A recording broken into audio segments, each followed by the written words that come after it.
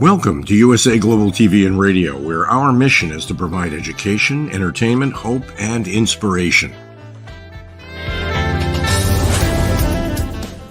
USA Global TV and Radio connects you with experts and audiences all around the world every single day to help you succeed in business and to live a richer life. Visit us at usaglobaltv.com to learn about career and life-changing training and mentoring programs like the Listening Mentor.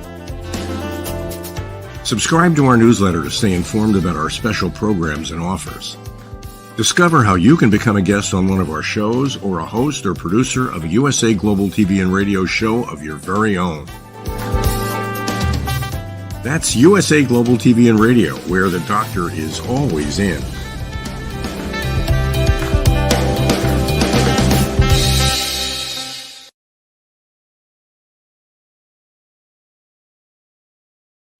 Howdy, y'all. Red Laughlin here on the Corner Bookstore on the USA Global TV and Radio Network.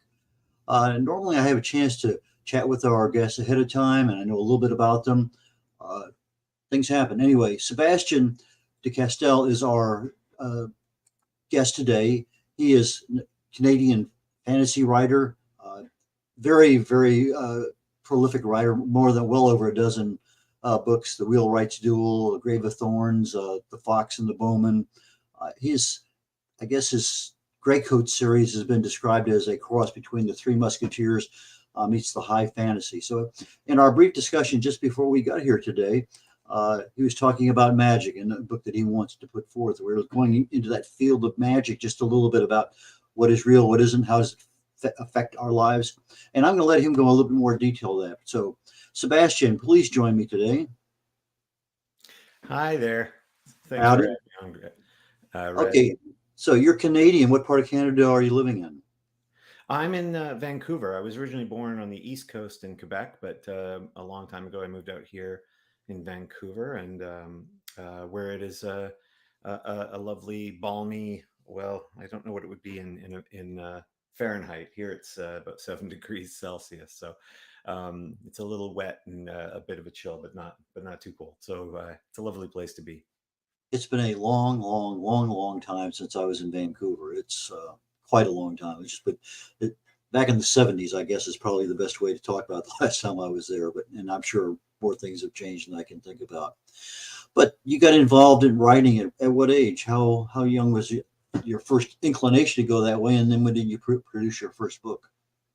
You know, I'm proud to say that that I'm one of those rare writers who didn't write as a kid or as a teenager, who never, showed any of the signs of being destined to be a writer in any way, shape, or form. I was working in a touring rock and roll band in my late 20s and playing Brown Eyed Girl 3 times a week and being sued by the bass player for control of the band. which is a weird thing to do when you're in a band that makes, where you each earn about $250 a week. But suffice it to say, it was a bit of a creative low point. And so, as I always do when life gets confusing, I went to the library. And I always say I think of libraries as really kind of cathedrals to humanity, because you can walk in there and have no idea what you're looking for, but it always feels like everything is sort of laid out before you. There's just a million opportunities, and one of those opportunities I stumbled upon was a box of cassette tapes, of all things, in this cardboard box, and on the front of it was a title, "Let's Write a Mystery" by Ralph McInerney. Ralph McInerney, for those who don't know, was quite a renowned mystery writer. He tended to write sort of religious mysteries, the Father Dowling's mysteries and things like that. And they were very popular, but he was also an educator at Notre Dame University. And he put together this course on cassette tape called "Let's Write a Mystery." And he had another one called "Let's Write a Novel." Anyway, I found this thing. The first thing I had to do was find a cassette player, because even then there weren't very many of those left around. And then I just found myself following his tapes. You put the tape in, and you'd listen to him talk, and he talked a little bit like a 1960s science professor, and he'd guide you through the process of writing a mystery novel, which I'd never attempted anything like that. And lo and behold, inside of, I guess, a month or two, I'd written my first novel. And it was an absolutely terrible novel, but that was okay, because it kind of helped me cross that Rubicon of becoming a writer, of being able to hold a whole book in my head and put that out there page at a time. And so it wasn't that long before I wrote my second novel, which was called Trader's Blade, and that became my debut. It launched my career, and it got me a 4-book deal, and then after that, I got an 8-book deal, and then another 4-book deal, and it's just gone on and on since then. But you've won some awards, Astounding Award for Best New Writer, David Gemmell Awards for Fantasy. I'm sure that there's probably a lot that I haven't even mentioned. So uh, somebody just recognized you and said, here's an award, or how does that award system work in Canada? I'm sure it's probably a little bit different than it is down here in the United States. Well, I'm a bit of an odd duck, because both my world rights publishers are based out of the UK. So if I go somewhere in London, people know me as a novelist. When I go somewhere in Canada, people just know me as, you know, another Canadian guy. So I'm, as with most Canadian artists, I'm more famous abroad than at home. With the awards thing, I mean, that's its own whole bizarre world, because you have all these different tiers of awards. If you think of, if we use an analogy maybe that more listeners will be familiar with, in movies you've got the Oscars, and everyone thinks, well, that's the big one, but there's the Golden Globes, which is also big below that. But as you go down, you can get down to best film for some small town, for, sorry, not to be down on Duluth, Iowa. I'm sure it's a lovely place. I haven't seen it, but I'm using it as an example of a smaller market. Best film festival for Duluth, and you can kind of go all the way down. And so sometimes, so I've been nominated for, I was nominated for, I guess, yeah, the Astounding Award, which used to be called the John W. Campbell, I think, award. But he turned out to be a bit of a problematic figure from sci-fi and fantasy's past, and so they renamed it the Astounding. And that's part of the Hugo Award, so that's for fantasy and science fiction. Those are kind of the Oscars, so to speak. And then I was nominated for Best New Writer for the Gemmell Awards, which I think they call the Morning Star Award. But these things all trickle down. So yeah, my talent is at being nominated, not so much at winning. Although I have won, a couple of smaller awards, and it's lovely. But I will tell you, and your listeners, as every writer will tell you, the awards aren't really, they don't have the same sort of meaning for novelists, I think, or certainly for genre novelists, fantasy novelists, science fiction novelists, crime novelists, as they probably do for other fields and for more literary novels. Like, literary awards for literary novels, those make the difference between having a blockbuster, getting speaking engagements and things like that versus not. But for me, the job, despite all the wonders that come along with it, of getting, I've been lucky this for a decade to make a great living as a novelist, and to get to travel places and meet fans and be nominated for things and be interviewed on great shows like this one. But the essence still always comes back to the same the same practice that's accessible to every one of your listeners, which is I sit down, I try to tell the best version of the story I most want to tell, and that's it. That's the endeavor of being a writer, and almost all the pleasure comes from that, from finishing a book, and then holding it in your hands, whether it's published by a big five publisher or by yourself, however people choose to do it. That's the joy of it. That's the practice. Well, I think a lot of us authors have a tendency, we write because we want to write something that we want to write, but it's not necessarily something that the reader wants to read. And so obviously you've had a lot of success in your fantasy writing because you found an audience that not only wants it, but it's looking forward to the very next book that's coming out. I think most of us find an author and we read everything they have, and then we're just waiting with bated breath for the very next book to come out. And so I'm sure your audiences are very similar between the books that you write. So when you're writing, do you have a mental concept of that person or that group of readers as to how you're filling their need? Tell us about that. That is a really important question, because people will often ask, interviewers will often ask novelists, I'm sure you've had this, how do you deal with negative reviews? And most of us deal with negative reviews by not reading them. Or when we do read them, by having a sense of humor about it and an understanding that no book is for everyone. I think most people would say The Lord of the Rings is a vitally important fantasy series, a cornerstone of the canon of genre of fantasy fiction. But lots of people don't like it. Lots of people don't like the Three Musketeers. But on the flip side is almost more dangerous, which is, what do you do when you have lots of fans who love particular things that you do and want you to do more of that all the time? And that voice in your head can be equally as dangerous to the critical voice, because it's sort of trying to tell you to repeat yourself a lot, and that's completely natural. If you're a chef and you make a really wonderful chocolate cake, your customers are going to want you to make another chocolate cake. They'll want it to have a different name, maybe look a little different, but fundamentally they'll want it to be the same thing. But as a chef, one presumes, I can't cook to save my life or bake, but one presumes you need to stretch out and try new things, even if those things don't work as well. So, for example, when an interesting phenomenon was in February of 2020, I had just finished the sixth Spellslinger book, and that's a young adult fantasy series, and it's been quite successful. It's been translated into 15 languages around the world, and optioned for film and television, all that stuff. But I was finding that quite naturally, the expectations in young adult fantasy were getting more and more kind of constrained. There's more concerns about what language you use and don't use, and things like that. And it can start to fill up your head. And meanwhile, I would always get fans writing me going, please don't ever kill this character, or please, let us see more of this. And that really fills up your head. And so I literally did something which I highly recommend to all writers, which is I decided I'm going to write a book just for myself. I'm going to write a manuscript that I'm not intending for anybody else to necessarily ever read. I'm going to put every swear word imaginable in it. I'm going to put everything I want to write in it, knowing that it, might make it unpublishable. And the odd thing was, when I finished it, it totally did that for me. It cleared that palette. It allowed me to think openly again about how I was going to approach my next book. Because the truth is, you don't want to write to oppose what your readers expect or enjoy. You just don't want to be constrained by it. And so I wrote this manuscript called Malevolent Seven. And when I was done, my agent said, had asked what I was writing, and I'd mentioned it. She said, "Oh, I want to read it." I said, "Okay, but we're not going to sell it." And I sent it to her, and a couple of days later, she wrote back and said, "I love this. I want to sell it to a publisher." And I said, "No, forget it. There's no publisher's going to want this. It'll just, I don't want to go through that. There's no point."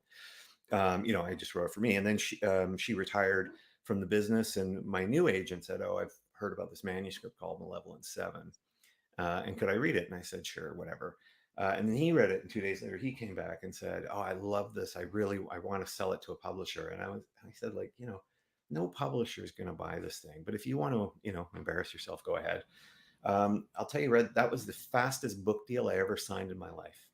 And it became, this book, Malevolent Seven, which ended up has sold 4 times its sales targets for the first year. It did that inside, I think, the first 6 months. So it did incredibly well. But oddly, this was not a book meant for anyone to read. This was the book that was just me going, I'm going to write what I want to write, irrespective of what anyone else's expectations are.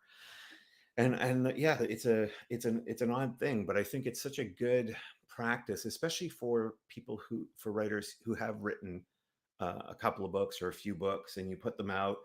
It's very natural that you start feeling this impulse either to keep doing what you're doing because it's working, or to chase this market because what you're doing is not working.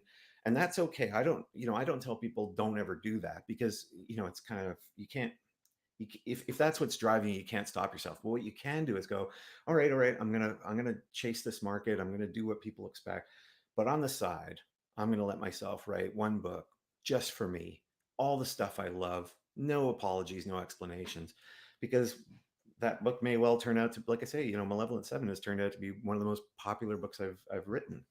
Um, and so yeah, that's the joy of trying to find your way through that murky mist of expectations. Well, expectations is an interesting word, but in fact, I'm having a show two after this one. I'm talking about emotional health, and expectations is a big part of that, part of the happiness factor in our lives, our well-being. But when you mentioned expectations with regard to a cook or a baker and a chocolate cake or whatever, and we read a book and there's a certain expectation there of that character, or of the how do they get out of these, how do they even get into the problems they get into, and then who is, all those things add up. And so we do have expectations of our authors to continue with that character. I can remember the first time that I read something, and within literally 2 sentences, the main character that was in that part of the book was dead. Snakebite. uh, and not unexpected out in the Old West in the 1850s. But it just, I mean, it just clung to me right there, because I was able to read something and it just literally emotionally affected me so quickly. I had to go. I read it about 4 or 5 times. Is that what I really read? And so, as a writer, you're trying to capture that psyche up here of what's going on, and then you do it in a unique way. You do it with a fantasy. So you took reality. Tell us about how do you mentally take that reality and start making a fantasy out of it, and then keep it within the realm of believability and expectations. Well, it's funny, authors are often asked, where do you get your ideas from? And we all sort of tend to have our stock answers. There's the usual joke, I have a box that I bought from some snake oil salesman who, that's full of ideas, or I have a muse, or I read whatever people's answers are. But I have found that question useful, because it's made me realize that often the way that I come up with ideas is by considering the gap between kind of what I feel inside me and what I see out in the world, and going, that gap is usually something we can't explain very well. And if we try to explain it in literal terms, we come across, I don't know, sounding either very political or very, I don't know, very awkward, but never quite in a way that creates a greater understanding. And so what I try to do is recognize that a novel is a great way to fill that gap between what you kind of think about the world internally and what you see outside in the world. But more specifically, one of the things I love to do is, there's this definition of sociology that I really love. It's Sociology is seeing the strange in the everyday, and the everyday in the strange. In other words, it's both about looking at other cultures that we might think of as exotic or strange, and go, no, we have to look at them through the lens of that is the everyday, that is what's normal. And then looking at our own culture, what we're accustomed to, and looking at it as if it's strange, as if we're anthropologists or sociologists examining it.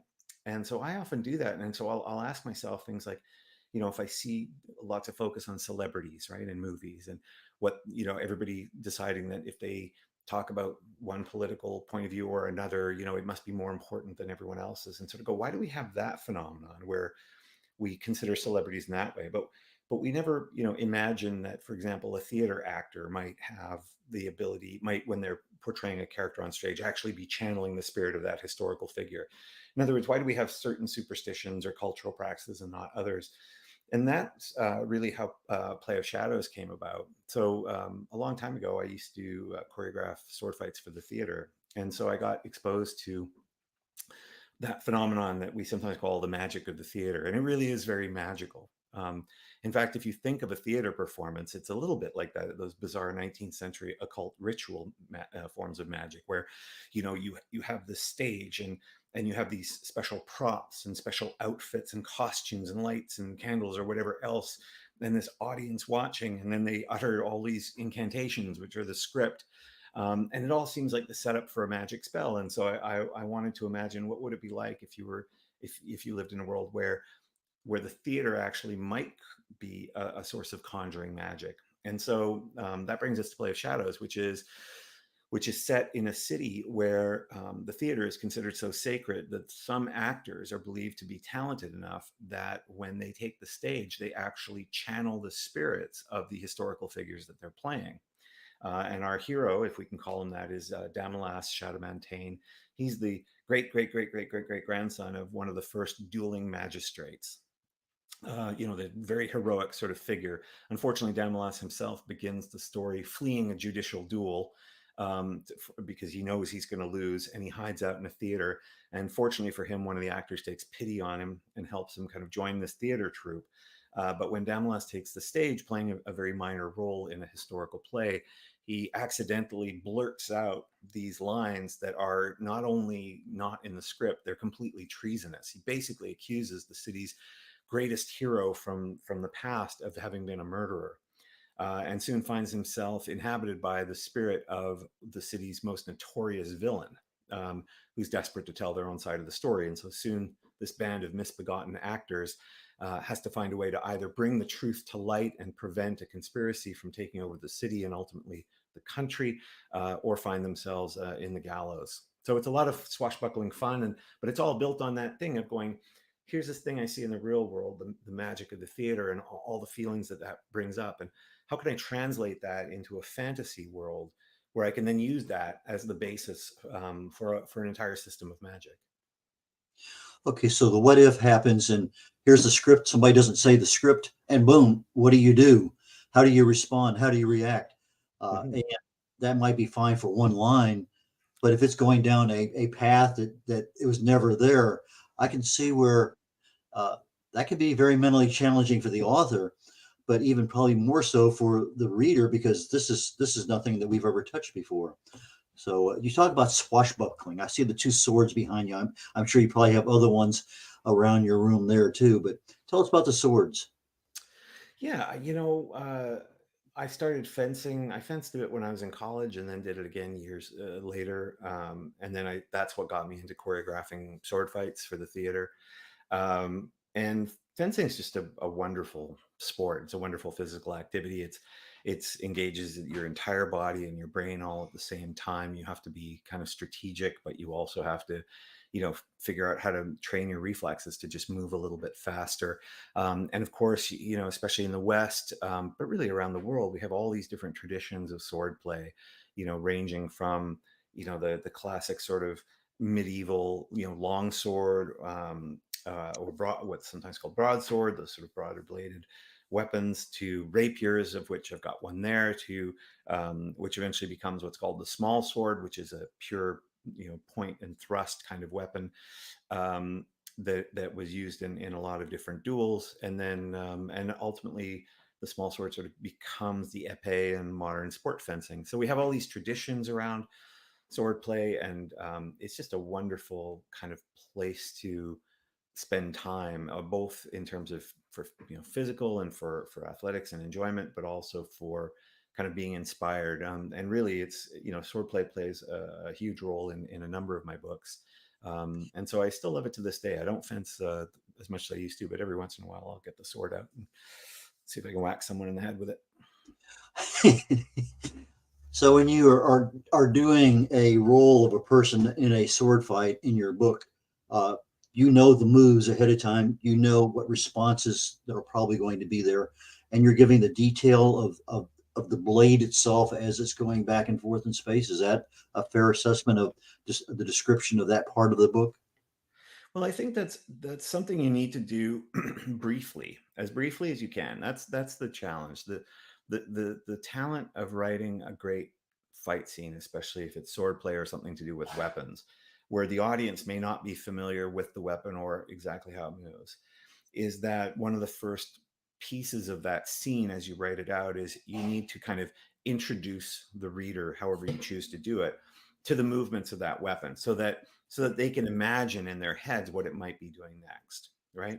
Because of course you don't want to write a fight scene in which you're detailing every single movement of the weapons. It would get boring for the reader, and more importantly, it would undercut your ability to deliver the drama, which is what we all do. I'm a servant of drama at the end of the day. I'm just trying to write things that stir people's emotions, that make them see things in a different way and have those feelings. And those things don't come through exhaustive, encyclopedic litanies of sword movements. And so what I often say is your first job when you're writing a fight scene is to teach the reader how to choreograph the rest of the fight themselves.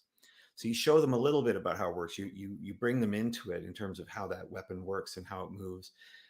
But then you kind of allow them to imagine the back and forth, the cut and thrust, or the slashing of the blade, with what you've already given them, so that you've got space to actually tell the dramatic story of that fight, because that's always a story about characters who are in jeopardy, who are trying to either survive or defeat someone else, and they have everything on the line in that moment. And so the better you are at kind of setting up that first piece of a fight scene, the better the reader will be at choreographing the scene themselves. And that's when those fight scenes really, really come alive, when the reader is allowed to kind of put them together themselves rather than you telling them every single movement.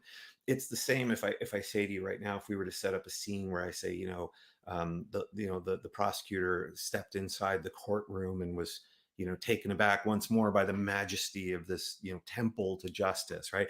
I haven't described to you whether there's oak floors or marble floors, or whether there are columns or anything else, but you're able to conjure a vision of what that courtroom looks like. Now, when it comes to swordplay, it's a little bit different, because we all have seen so much TV around courtrooms. We have like 50 different courtrooms in our head. The same would be true if I bring up a dragon, a great massive dragon. You've already got a vision of it in your head.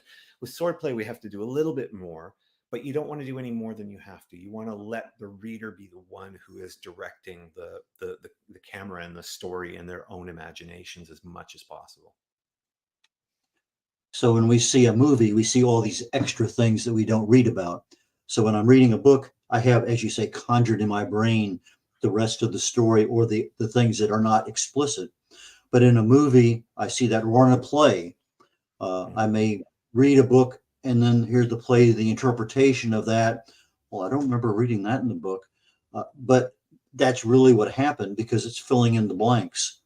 So you become a master at filling in the blanks, but also creating blanks, because you have to let that imagination occur within your reader. So when do you decide this is enough swordplay? I need to get back to the character. There's a fine line, I'm sure, and you probably crossed over it back and forth a couple of times, not going so far or going way over. So when do you learn from your own writing that, okay, enough's enough, I need to move on? You mean in terms of when the book is finished and when it's not finished? No, in the individual scenes, like the Oh, sword play, in the and sword place. You know, as a general rule, you try to ask yourself, when's the soonest I can cut off this scene? Um, because modern readers, especially, expect a faster pace than let's say readers in the 19th century would. When novel, back when you'd start a novel and it would describe the main character's childhood. We don't tend to do that so much now. It's not that it's not an excellent form of storytelling. It just isn't one that we tend to practice so much now. Now there's a tendency to want to get us into the action, but equally important to getting us into the action is figuring out how to get us out of the action. So very often I will, with a scene, ask myself, how do I need to keep stretching this out? Could this actually end sooner? Because you kind of want the energy of the scene to be carried forward. You want, when we're all sitting in, if we're sitting in bed at night and we're reading a book and, you finish a chapter, you want that chapter to be satisfying and fulfilling, but you don't want it to feel like, okay, I'm kind of exhausted now with all this action. I guess I'm going to go to bed. What you want to do is carry some of that energy with you into the next scene.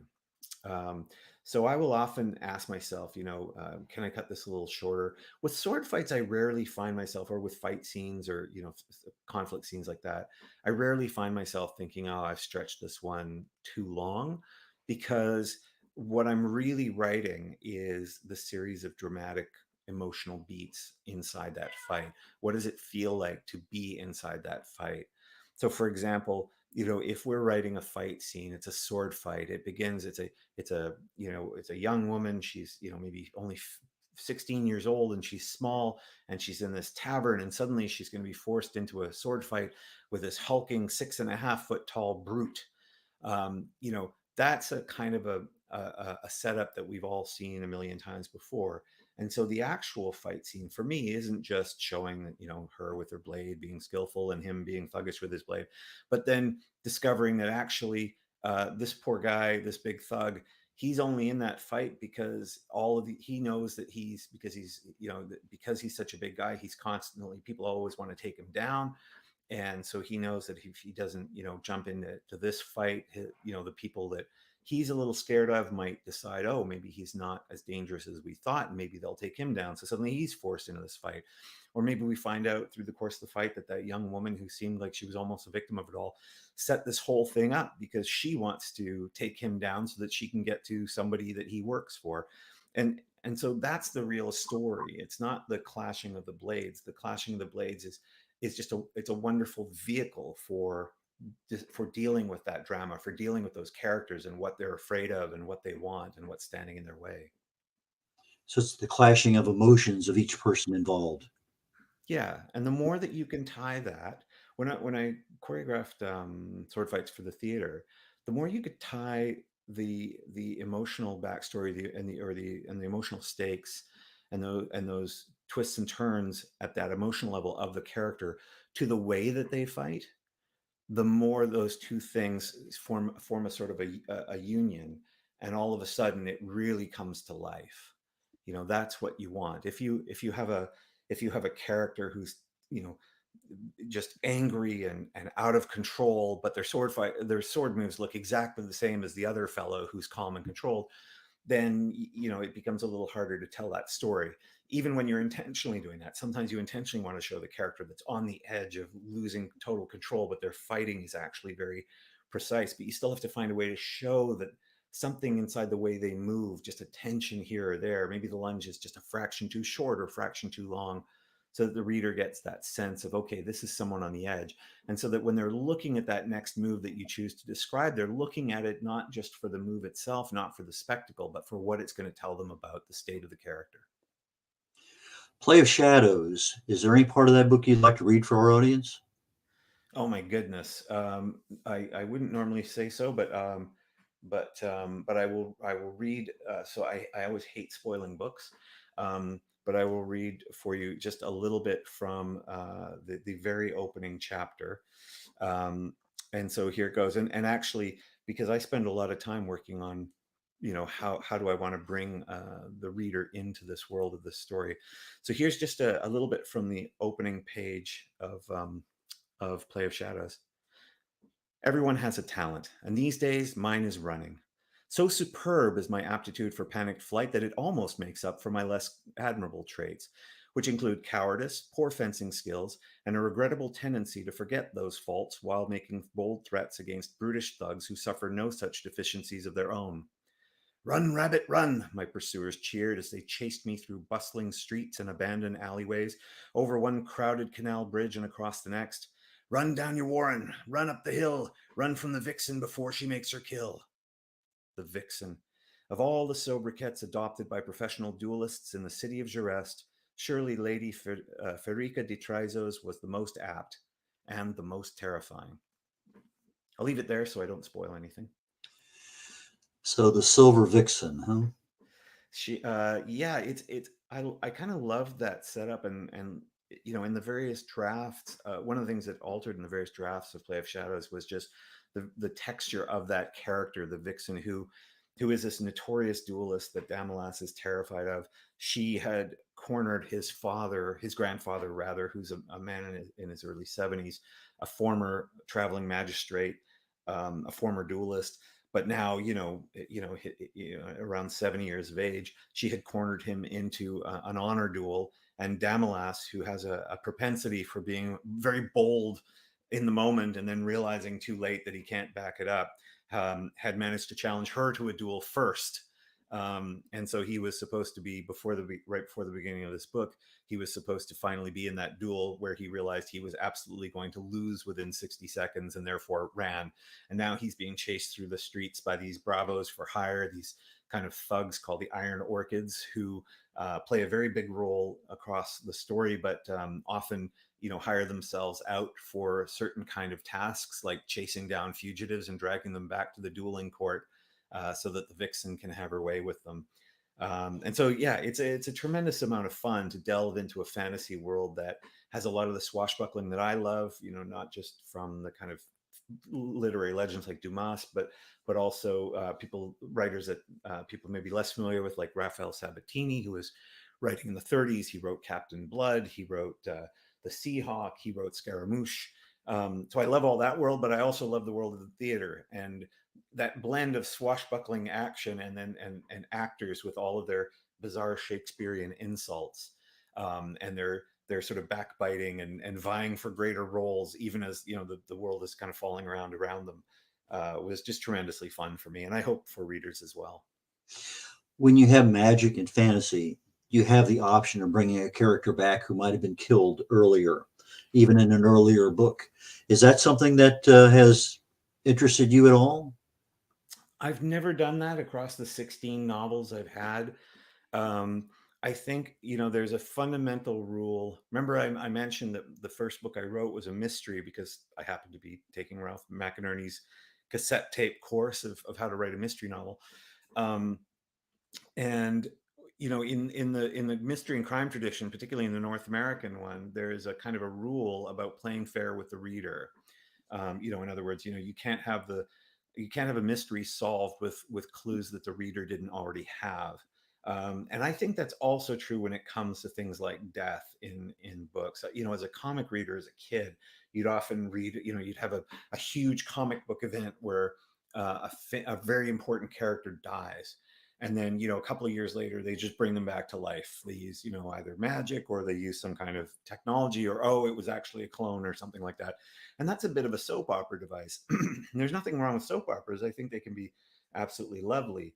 But for the style of writing that I do, I have to kind of play fair with the reader in that if someone dies, I haven't found a way yet where I could bring them back.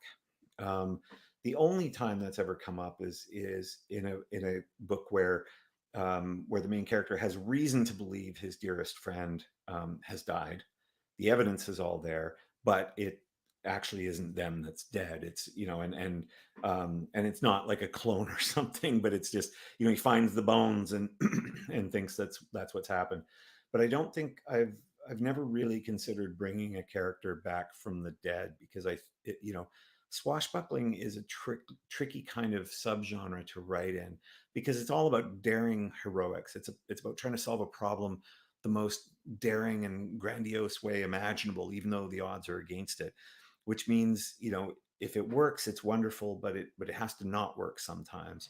And if you can just, pull that lever and suddenly bring back a character from the dead, I think it's very hard to make that feel satisfying for the reader. Certainly for me. Other people, I think, probably found ways to do it really well. I recall George R. R. Martin in the Game of Thrones books.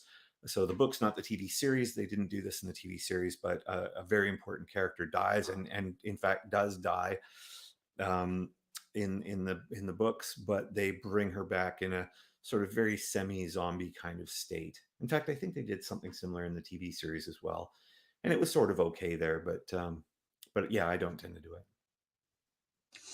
Okay, well, we're at the end of our time here. Play of Shadows.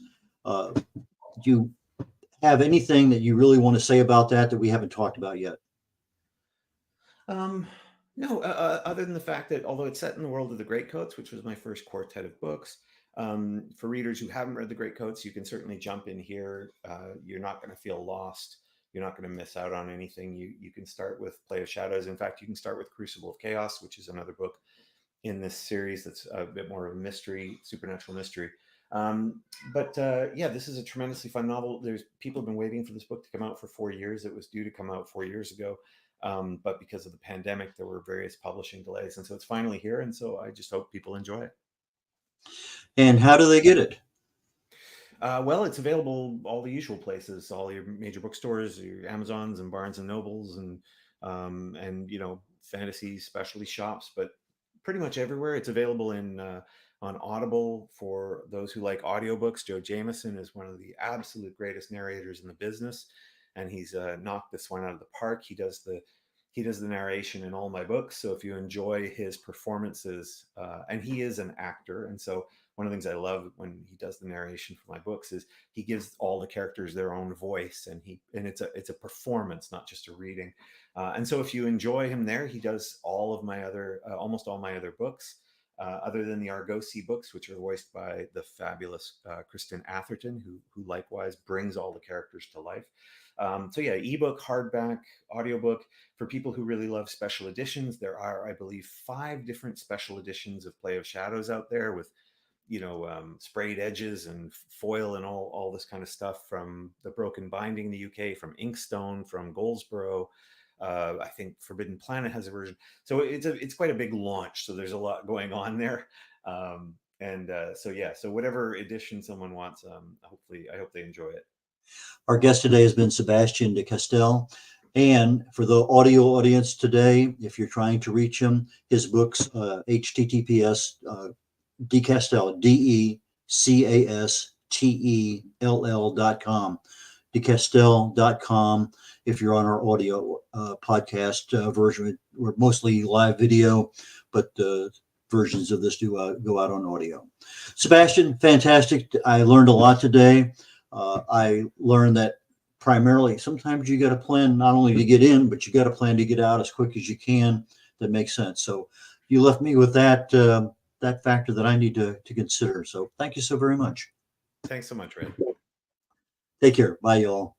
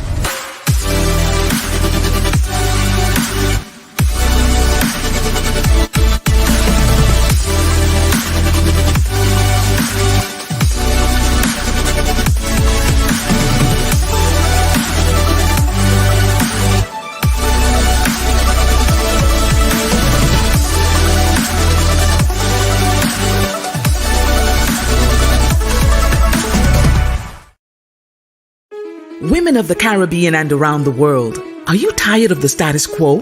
Tired of barely making ends meet? Tired of giving maximum effort for minimum results? Are you in need of change, a fresh start, a new outlook, a new perspective? It's time to break through. Join us along with women from around the world at the Empower Her Escape, a 5-day all-inclusive royal cruise to the Bahamas and Florida. Connect with world leaders and influencers and begin afresh your journey to more. Hear dynamic speakers with sessions on women in leadership, the importance of mentorship, how to start a business from the ground up, financial literacy, an integrated approach to wellness and wholeness, and so much more.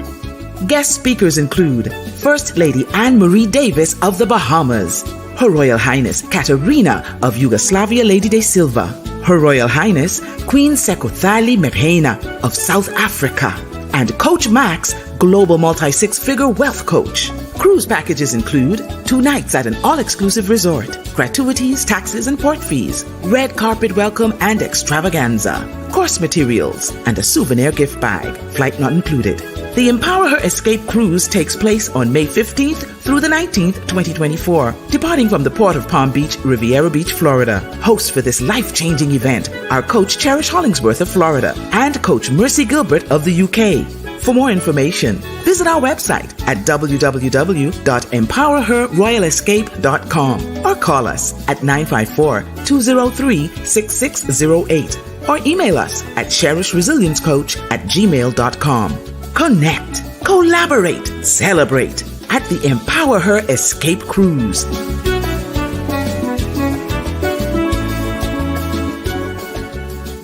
USA Global TV and Radio proudly presents our partner and sponsor, Mr. Philip Sykes and the British School of Excellence. Building confidence, changing lives.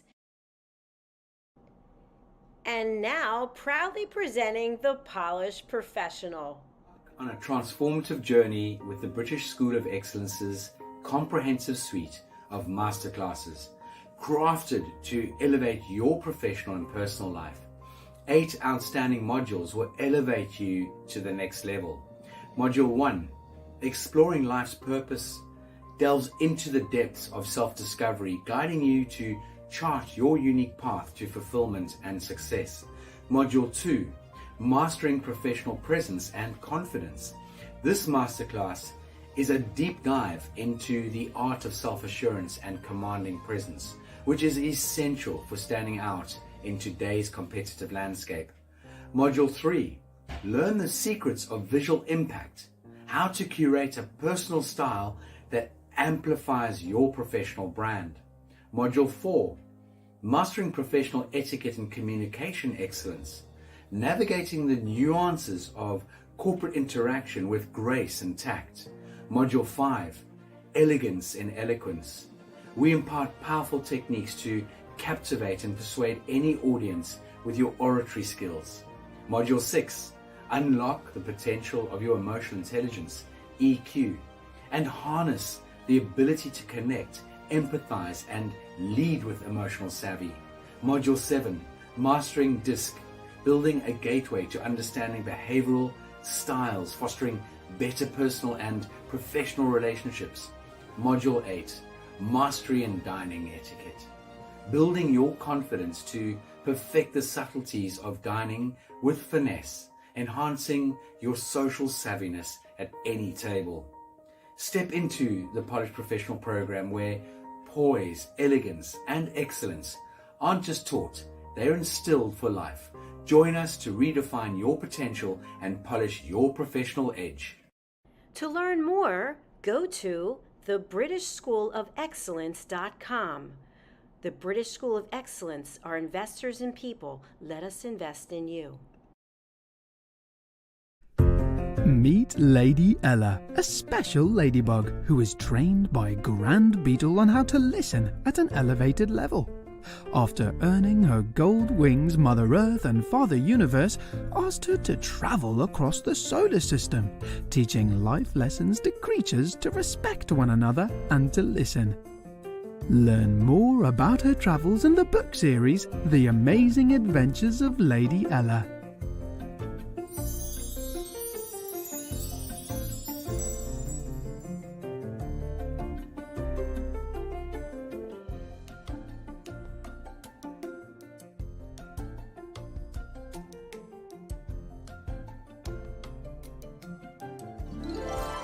The Amazing Adventures of Lady Ella, the Listening Mentor.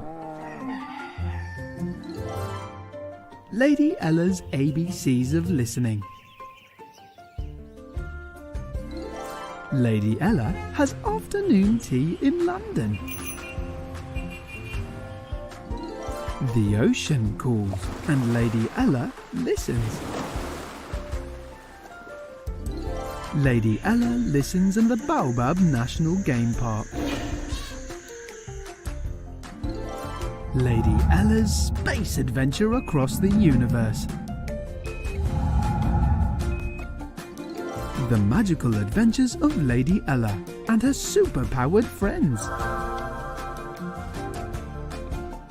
There are also collections of colouring books for parents and kids.